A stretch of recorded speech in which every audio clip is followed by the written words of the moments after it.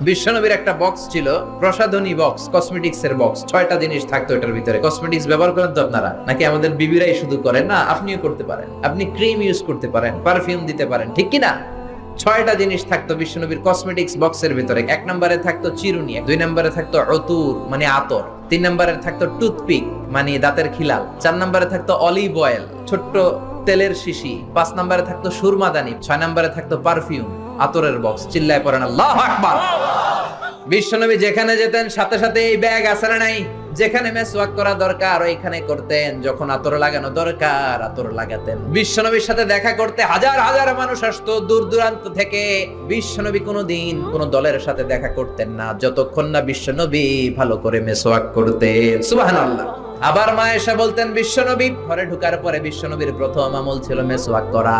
ভালোভাবে মেসওয়াক না করে কোনোদিন কোন বিবির সামনে বিশ্বনবী কথা বলতে বসেন না।